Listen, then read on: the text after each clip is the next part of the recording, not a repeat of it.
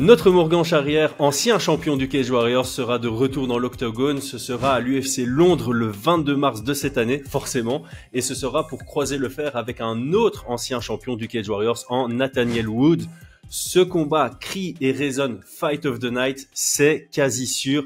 4 bonus en 4 combats UFC pour notre Français, c'est totalement possible et on en parle juste après notre intro. Yo, this is Dustin Poirier. Bienvenue à Fight Mind. Sous Fight Mind. Bienvenue sur Fight Mind. Pousse.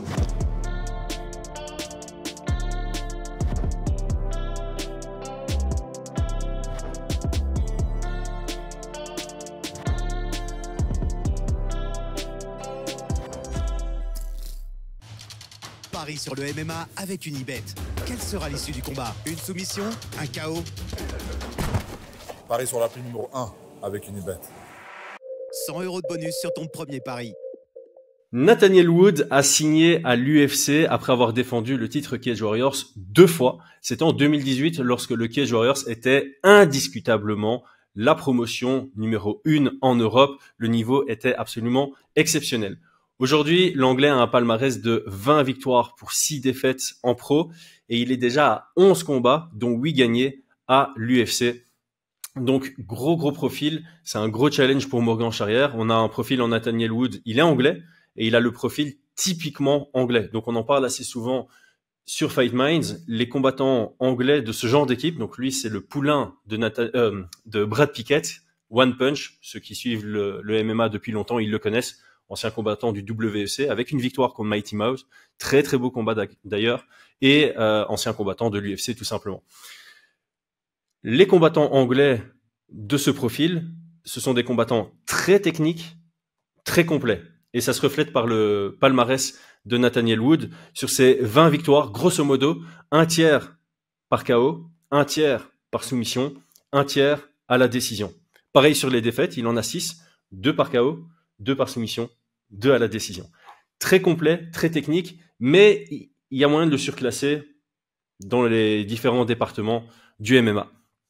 Alors, une stat qui sort du lot pour moi chez Nathaniel Wood, c'est ce qu'on appelle en anglais le striking differential. Donc, il a outstrike quasi tous ses adversaires. Donc, il a 11 combats à l'UFC. Sur les 11 combats à l'UFC, il n'a été outstrike que 2 fois, ce qui signifie qu'il n'y a que 2 combats où son adversaire l'a touché plus que lui ne l'a touché. Et c'est de peu. C'est à son premier combat UFC et à son 3e combat UFC. Donc ça remonte à son début de carrière sous la bannière de l'UFC. Et ça a vraiment été très serré. 33 touches pour Nathaniel Wood à 37 pour son adversaire. Et dans l'autre référence, 30 touches à 34. Ces 2 combats-là, il les a gagnés par soumission. Dans tous les autres combats, victoire comme défaite, il va toucher son adversaire plus qu'il ne va encaisser de frappe. Et sa différence moyenne, c'est plus 8,75 par round.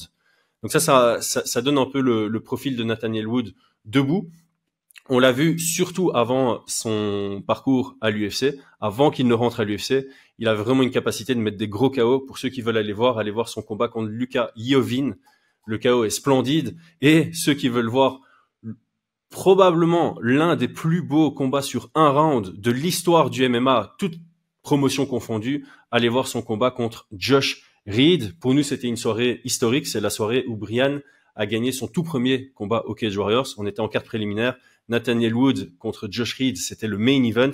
Et on était dans le public. C'était une folie. La bagarre dans la cage, les bagarres en dehors de la cage, c'était une dinguerie absolue. Bref, revenons à Nathaniel Wood. Les victoires notables, on a Charles Jourdain à l'UFC Paris 1. Donc forcément, tous ceux qui suivent le MMA depuis au moins 3 ans, j'imagine que si vous suivez Fight Minds, vous avez regardé l'UFC Paris 1, vous avez probablement suivi ce combat parce que Charles Jourdain, on le voyait un peu comme le cousin des Français puisqu'il est canadien francophone.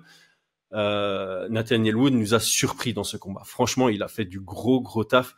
Encore une fois, il a montré qu'il était complet et technique et il a surclassé tout simplement Charles Jourdain. Autre belle victoire pour Nathaniel Wood à l'UFC, le vétéran André Fili. Et voilà, de manière générale, Nathaniel Wood a toujours été un peu genre aux alentours de la 20e place du classement dans cette division. Donc c'est un très beau challenge, c'est un sacré morceau pour Morgan Charrière. Ça sera en plus 2 gars qui sont assez expérimentés et qui, l'un comme l'autre, ont été construits à la dure. Je veux dire, Morgan Charrière, on le décrit tout le temps comme ça. C'est quelqu'un qui a pas pris de raccourci dans sa carrière. On peut en dire de même pour Nathaniel Wood. Alors, avant de parler et de rafraîchir la mémoire sur qui est Morgan Charrière, on va un peu parler de son management ici, parce que le management à l'UFC, il donne un genre de sourire. On a un combat où il est ultra favori. Ensuite, on lui donne un solide morceau où c'est compétitif. Chepe Mariscal. Il perd, c'est très serré, il perd de justesse. Il revient, on lui donne un combat dans lequel il est ultra favori. De nouveau, il brille dans ce combat. Et boum, on retombe dans un combat à nouveau, genre c'est un banger sur papier, ça c'est sûr, mais c'est de nouveau très compétitif. Donc il y a vraiment genre un gros step-up à chaque fois. Il n'y a pas ce genre de construction step by step, c'est vraiment tu vas briller contre quelqu'un du bas de classement et puis on va te mettre directement dans le ventre mou de la division face à quelqu'un qui va t'offrir un beau combat. Et ça reflète un peu sa carrière. Donc ça, j'aime bien, personnellement, j'aime bien. Il est là, il va chercher les bonus et on lui donne que des combats fun. On lui donne vraiment des combats où il va soit briller parce qu'il va surclasser son adversaire, soit ça va briller comme combat parce que ça va être super engagé. Et donc là, à l'image de son combat contre Chepe Mariscal, je pense que les deux vont se rencontrer au centre de la cage et ça va donner quelque chose de très beau qui peut partir dans toutes les directions. Ça peut être debout, ça peut aller au sol. Franchement, ça va être vachement fun. Donc pour rappel, Morgan, c'est vraiment le mec qui a une carrière super inspirante. Il a pris 0 raccourci dans sa carrière. Il a atteint son objectif de longue date de signer à l'UFC et gagner à l'UFC. Il est déjà à 2 victoires à l'UFC sur 3 combats. Dans sa carrière professionnelle, malgré qu'il n'a que 29 ans, il a déjà plus de 30 combats professionnels, 20 gagnés, 10 perdus, une égalité.